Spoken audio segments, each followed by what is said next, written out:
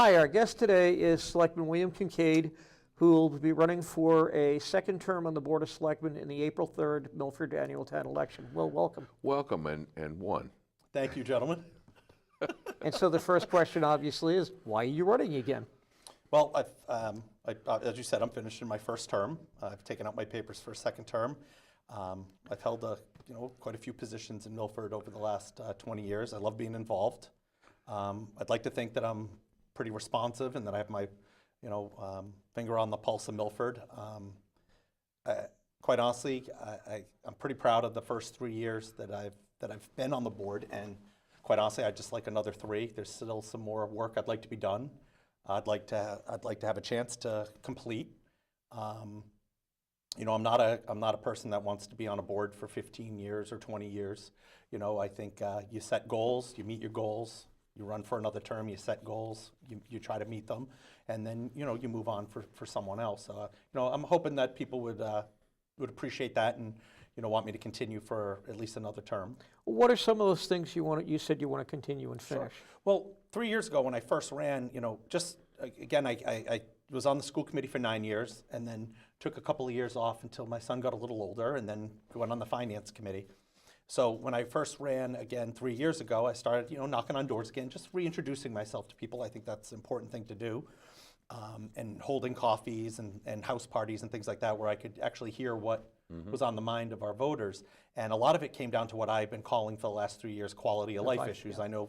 I know, Kevin, that I'm kind of like a broken record when it comes to that. But if I wanted to have a mantra here in Milford, I know that that's what's important to people. Whether it's blight, whether it's 2 buildings on Central Street where the roofs were collapsed and that was deemed acceptable over the last 20 years. I think things like that, especially now the generation that I am part of, where we chose to come back to our town of Milford where we grew up, or our friends that have moved here from other places and said, you know what, I like this town, I want to raise my family here. But there are some things that I think we're so busy maybe concentrating on in years past that we kind of lost maybe our way on some of the more commonsensical stuff and the things that we see right outside our own windows. So again, most of the things that I hear from voters are about blight, about overcrowding, about us needing to stay on board and continue to work with other independent boards like the Board of Health and the Board of Assessors to make sure that we're keeping an eye on activities going on in town. And not just public safety. I mean, we have a fantastic police department and fire department. Our highway department is always on par, and I think that it's those other things that we've been concentrating on for the last few years, like home inspections and things like that. And 3 years ago, I came out very aggressively about absentee landlords. I've stayed on that for the last 3 years. We have a number and a website for our task force, but I also personally get a lot of phone calls when some folks... And you bring them up at the board. I bring them up at the board. Right. Most of the things that I deal with, I bring up at a board, whether I give our town administrator a heads up. I make sure that I bring that up because it's important to the people who called into me. It's important that we get that out. I was going to say, just recently, you guys took by tax title a house on Dilla Street. You tore it down, you sold it off. You're doing another one on Princeton under tax title where the people haven't paid the taxes, the house is getting run down. So you're very aggressive in that regard. Yeah, and when it comes to especially those 2 examples, I mean, I've been on the board 3 years, and these folks haven't paid their taxes in at least 10 years for us to get to that point. It's probably the 2 most personal things that I had to vote on that really hit home, to be quite honest with you. Yeah. I don't think there's anyone out there that wants to take someone's home. You might find this odd, but covering you guys the way I do, I was stopped at a red light yesterday in a nearby town. I won't name the town to embarrass them. And I just happened to look out, and I'm looking at a very dilapidated house and realizing I'm probably at that red light 3 or 4 times a week, and this house has never changed the way it looks. And I said to myself, in Milford, that wouldn't be allowed to stay like that. Well, I think also that people have to understand, I mean, I do get some calls where I actually have to explain to the callers to my constituents that, you know, this isn't about someone not keeping their yard the same way you do, or, you know, you cut your grass twice a week and they cut their grass twice a month. Yeah, That's you're not talk- about that. You're We talking have about the roof personal- is caving in. Yeah, we have personal freedoms, obviously, with personal Yeah, property. but you're talking about the roof is caving in, there are broken windows, you know, the yard is waist high, not just unkempt. And even more than that, it's not necessarily owner occupied, you know, single families. It's, again, what I call either speculator landlords or out of town Yeah. landlords, where it's multi-families. You know, how many people are actually living in each apartment? I mean, I got a call from a member of our middle school staff about the second year I was on the Board of Selectmen, saying, you know, Will, a student is complaining about people trying to get into their room and things like that, and you know, he just doesn't feel safe, and you know, we're calling the parents in and we're letting the guidance counselors know, but is there anything you can do? I'm like, yeah, I need the address and we'll go from there. Well, come to find out, we call between the inspections department and the health department. Even though the house was previously inspected, I kind of pushed a little bit. We got them in there. There were individual locks on doors, families staying in each bedroom. And, you know, we hear something like that, it's all of our job to make sure that one of our children Right, correct. they're not feeling safe in their home because of a stranger. Well, knocked on the door, someone, you know, and they come to find out that, you know, there was some illegal activity going on there. So that's the stuff that I've concentrated on a lot. I mean, you know, I got very frustrated with another property on West Street some time ago, and it's been resolved. But I kept getting complaints from some elderly neighbors that Yeah, have but lived 73 calls to one residence? there. Yeah, and had lived in that neighborhood their entire lives. I mean, they're old. I mean, these folks, you know, shouldn't feel uncomfortable. Yeah, but I look at it and go, 73 calls over a 3-year period in all the same themes. You know, overdoses, fights, loud noise. Yeah, and the loud noise, and that's just how it started. But you know, unfortunately, I mean, I have a full-time job, but I also take being a selectman very seriously. So I camped out. I saw how many kids were coming out of different units, going on to school buses. On trash day, I went by and saw an enormous amount of trash for One family. for three Three bedrooms. family, yeah. And then I just went and counted the number of different names that were on the mailbox of one apartment. So I had to back up even being a selectman, I had to back up my own Correct. investigation, and you know, they went in there, and you know, the landlord ended up doing the right thing. They evicted them, and we moved on, and I have yet to get a complaint from that address since. That's good. It is good, and I keep saying that house by house. I mean, we're not. This has been able to grow over the last X amount of years. It's not going to get fixed in a year, but we have to stay on it. But once you identified the problem, you didn't let it go away. Oh no, I was like a that's a good rabid thing. dog with a bone, because the same elderly folks that have lived in that neighborhood just kept calling me. At your So house. it wasn't at my house. So it wasn't going away. And I don't say that because I don't know what's happening if someone doesn't tell me. So, but it was happening over and over again. What other types of things, though, are you working on? Your board just acted this week to sell the middle school east building to a developer. Yes.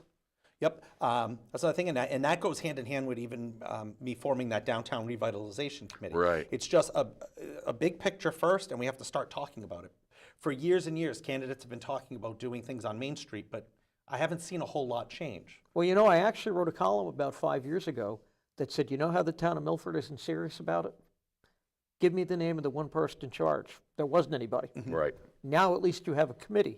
Yep. And a small committee. Not Well, a big one. Nope. And you have some people that not only have businesses down on Main Street, and I think they're going to do a very good job of evaluating it, and they're taking a long-term approach. They're saying, Absolutely. we have to yeah, fix and this problem first, then we can go to this problem. And I know they're in the early stages, but at least you have a name now you can go to Yes.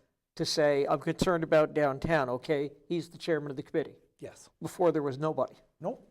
Nope. And it's a small working group, an aggressive group, and like you said, Al, they're all part of somewhere downtown on Main Street, having their businesses there. So they're seeing it firsthand. Now, to go middle school east, 12 people took out proposals for the RFP we put out. And, you know, at first I was a little disappointed that only one proposal came back.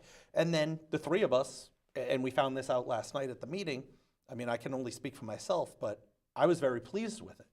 Because I thought at first we were going to get a nominal fee, maybe $1 or $100 or $10,000 to take it off our hands, because if someone really wanted to come in and truly demolish that, we got costs of hundreds of thousands of dollars, if not six But I think you have to point out that they only bid $115,000. But whoever bought the building is going to have to put millions into it, and I mean millions. And it's not financially viable if they pay $1 million for the building. Absolutely. And it's more, and this is what we talked about last night, we also have to, a big factor in all this is a cost avoidance for the town. Yes. I mean, we have a beautiful youth center that we paid $1 for, but we've invested $6 million in it to start. Correct. And counting. So, and we have the end product, and people knew that that's what was going to be the case.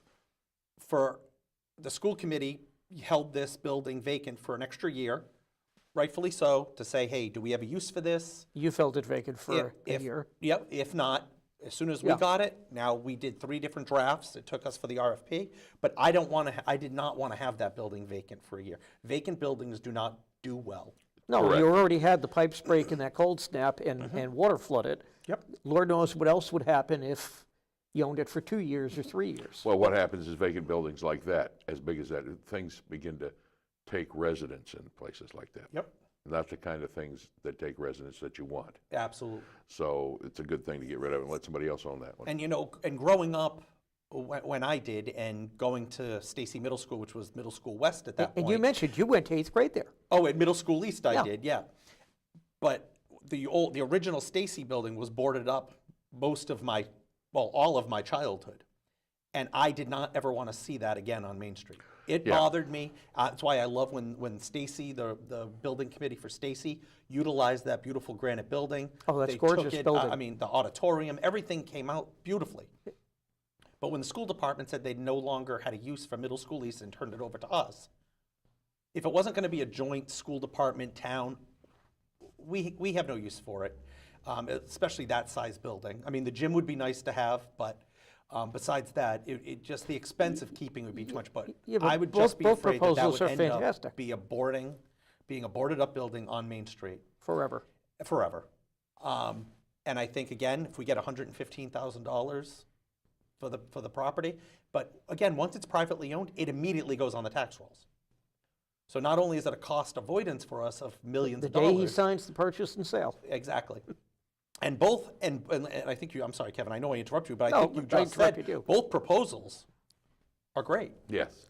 Well, I think what's interesting is it's Loberser Building Corp. And although he doesn't own the new dental building just down the street, he built it. Yes. My dentist happens to own that building. He built it, and now you're talking a block away, he has the potential to put another showcase property there. Yep. Whether it's 55 and up apartments, or an office building, or Selectman Buckley suggested a combination of both, and he's solving the parking problem with both proposals. Absolutely. By providing parking, you're going to have a showcase building there because that's what he builds. Yep. He doesn't build junk. And either option, I will fully support, however it goes. Obviously, if it does move for commercial, it's all set. Yeah. But any residence, it's obviously going to have to go through a lot of zoning changes and town meeting and different boards and things of that nature. But there's also a group of people in town that have always wanted to save that original building, not the 1963 addition, but the front building. Right. Because of its history, and so many historical. people went there, and the year it was built, and it's an attractive And it's a building. beautiful building. And one of his options, the 55 and older, saves that building. Right. So, even as you start saying, hey, to get some of these things through town meeting, for those people who have an emotional attachment to the building, or because they went to school there and it means something to them, I think also that's a viable option. And I know with Hopedale, with Draper Place, and some of these older buildings in town, older school buildings, whether there are condominiums, apartments, assisted living, different towns have done beautiful jobs with them. Yeah, one of the things to have a commercial facility down there is it could revitalize Absolutely. the center of town. But And so that's- also, Al, could having 30 units of housing with all those people walking That's up and correct. down Main Street, It moves. because it's 55 and up, So most of those people would tend to walk to a restaurant. I'm trying to remember what Selectman Buckley said at your meeting. It's on the bus route. It's near the two main churches in town, where all the houses of worship in town. Either case, it does exactly that. It refurbishes and revitalizes downtown. Absolutely. So And somebody's paying taxes on it. right. And it's one less eyesore you got to worry about on Main Street. So I think it's great. It's absolutely fantastic because what it does is it for all intents and purposes, forces revitalization downtown, and that's a good. Sometimes you have to. And I think prime the pump. it gives you some bookends on that town. You have the new dental building. As you round the corner at Sacred Heart, you have that brand new dental building that's 2 years old. You know, you're going to continue and see the bike path, then the Dunkin' Donuts, then the next corner will be that building. Yes. You know, then you're looking at Town Hall on one side, the youth center. I think it could be a catalyst for other people to start saying, I've got to up my game here and fix my building up How a little about bit. Tedeschi's, which is gone? That's going to I be. hear there's another convenience store coming in there. Okay. I have not been told that. So yet. says the Milford Facebook pages. But they've also told you that all of Milford Crossing's been rented out for years and what's coming by. You know, I laugh, but on the other hand, I mean, let's just go back though. So, you know, obviously the quality of life, the downtown, what are some of the other, you know, primary focuses you have? Well, I think one Bring it that is now becoming more of a tradition that I've followed through with, but certainly didn't invent, was, again, not borrowing up to the levy limit, giving back tax Spending, you relief. I'm sorry, not spending. Thank you. Up to the levy limit, and making sure that we offer taxpayer relief. And you set that at 3.29 million Yes. this week. And it's I mean it's gone up. We keep giving that much, and it's not that we decide how much we're not going to spend first. We're asking for everyone to come in. The FinCom's asking for everyone to come in with a 2.5% budget. We go from there. What aren't you getting? What needs to go on the capital list? What are additional warrants at town meeting? What do we need first? Then we can do that. But we're not. We make a point not just to spend to the levy limit because we're allowed to. But it's 3 million roughly a year for the last several years of not taxing people. That extra 3 million a year is what you're doing. Yes. So it's not like you're handing them a check. It's you're not taxing up to where you could. Right. Absolutely. That's a substantial amount of money over time. Exactly, Yes. because it And grows very, exponentially. you know, from that, granted, yes. your budget is higher than the smaller towns in the area, Yes. but that's a sizable chunk of money for any town to put a stake in the ground and say, we're not going to do that. Yep.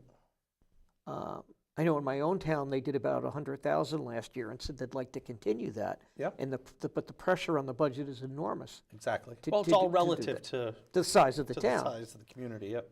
But I mean, to do it repeatedly for several years in a row is a very good financial achievement. Well, Milford historically has always been financially responsible and done, been very good. Probably one of the best managed towns in the Commonwealth. Yes. I think. Yep. So, I mean, I don't think anybody around has, 20 million in stabilization, has your unfunded retirement on an actuarial course to be funded when the state wants it to be. Yes. well, that's The- going to hit every town. The so-called OPEB, the other pension, other post-employment benefits. Yep. You're funding it on track to get it paid off, and I mean, nobody's doing that. Not anybody. Not anybody, but Milford is. And what amazes me is it's not extra funding every year, it's baked into the annual budget now. Absolutely. And I just look at that and I go, wow. And I think that the average taxpayer, I'm on a financial position, I'm an assessor in the neighboring town of Mendon. So I go to these regional meetings of assessors and finance officials every year. And, other towns are nowhere near that. I don't think your residents know how good they have it. Well, I think one thing that we talk more and more about it, and certainly as long as I have a position on the board, I'd always fight against it. But on top of all that, we're not making you buy trash bags. We're not charging you for curbside pickup outside of your tax bill. We're not your kids will never get charged to get on a school bus. A lot of those may seem very simple, but those are things that are just to the core of some of our beliefs that those things will always be funded. The Board of Health always says that you're now like one of 4 or 5 communities in the whole state that doesn't make people pay for trash. Oh, and our Board of Health has always done a fantastic job of aggressively managing and our contract. Well, one of the things they claim as a highlight of 2017 is pounding on the owners of multifamily properties and say, we don't care what your tenants do, you're responsible for the trash. Absolutely. You can't blame them and say they're not putting it in containers, because whether they do or not, you're responsible. You're the owner. That's right. And you get fined. Mm-hmm. And they've pretty much put their foot down on that one by telling them and saying, by the way, if you don't clean up your mess, we'll start cutting you off and making you hire private contractors. No, and I think that's how aggressive that the folks that are real serious about making sure the image of our town is the best that it can be, because a lot of us have that pride. I always say I have very strong Milford pride, and I'm certainly not the only one that grew up here that does. We're a very proud town, even if we're battling politically against one another and fighting about issues and debating. Yeah. We're still very protective and proud of this community collectively, and don't want to hear about Right. Now, anything from the outside. well, you certainly don't run the police department day to day. The chief put out some very good numbers Absolutely. recently that the crime is the lowest it's been. It peaked kind of in I'm going to say around 2015, but you have the lowest incidence of crime in the last 10 years. And I think, quite honestly, that was a pleasant surprise for some folks. During an opioid epidemic. no less. That's very interesting, because I just recently got a call from somebody who wants to write a letter to the editor, and I always ask, what's it about? And this person said, I want to write a letter that thanks the police department for reducing, nobody has really made a big deal out of it. And he said, I'd like to write a letter to the editor regarding the reduction in the crime. Because we had the little chart on the front page, and you can Absolutely. see those things taking a nosedive the last couple of years. Yep. No, and we addressed it at the Board of Selectmen's meeting. I mean, again, and the when the chief even presented these numbers to us, my fellow board members as well as myself, and I can say that now, I have never felt unsafe in this town in the 42 years I've lived here.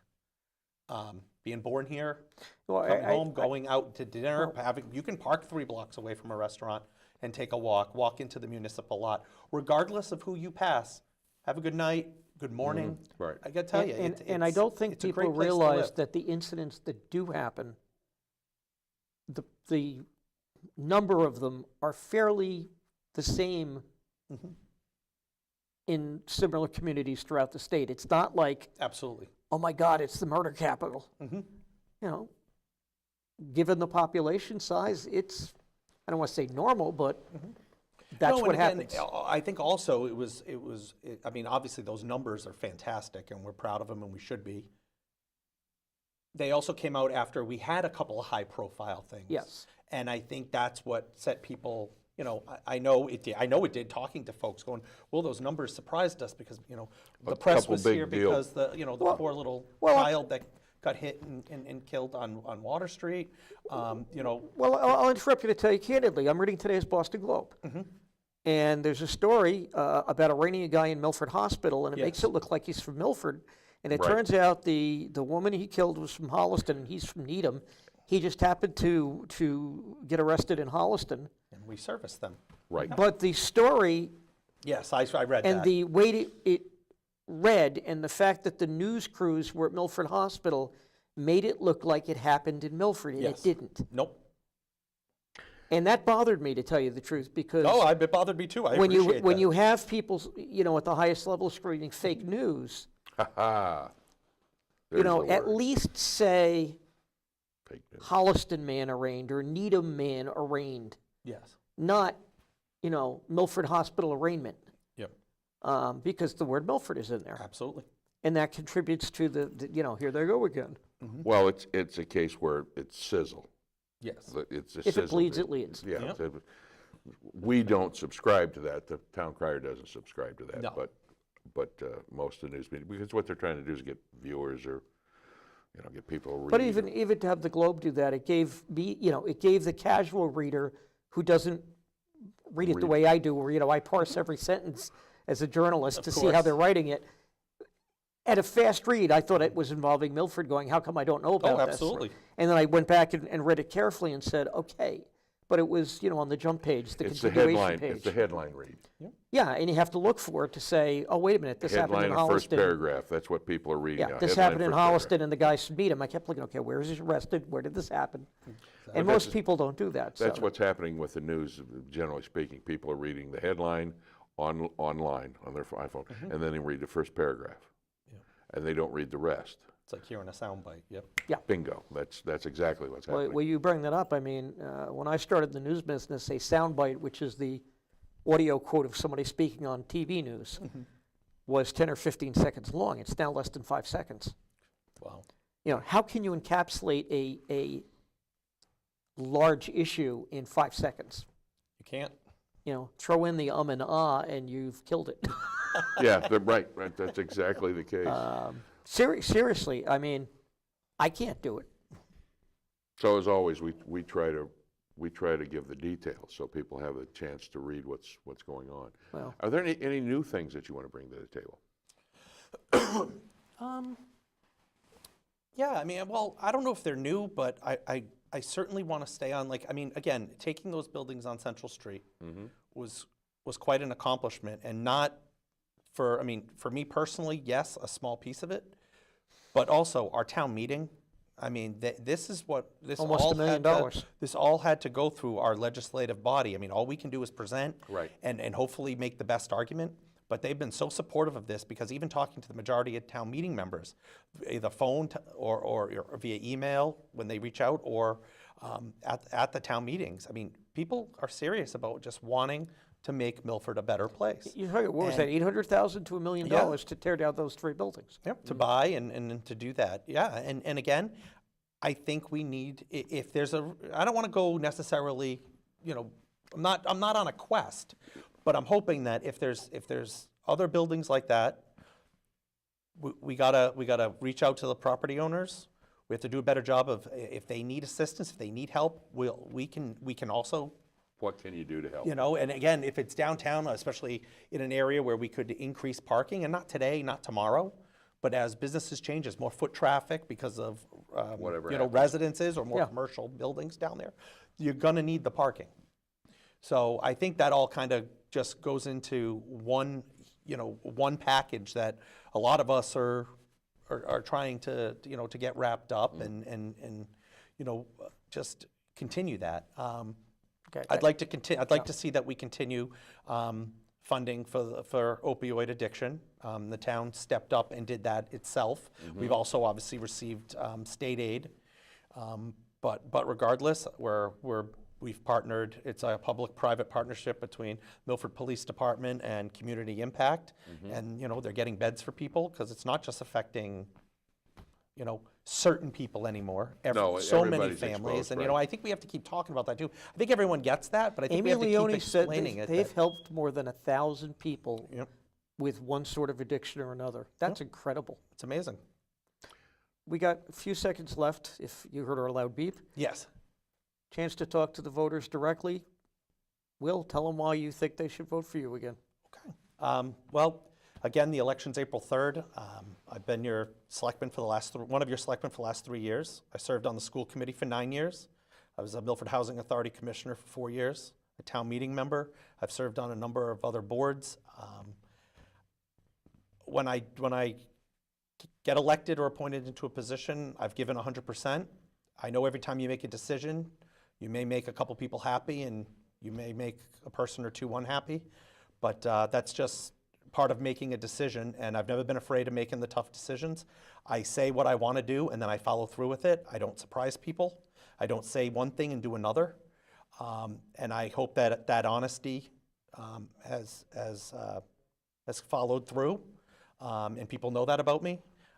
And again, if someone reaches out to me with a question or concern, regardless of the answer, I get back to them. I take constituent services very seriously, and I think all of that together, I hope people like that as a package, and I'd like them to send me back for another term.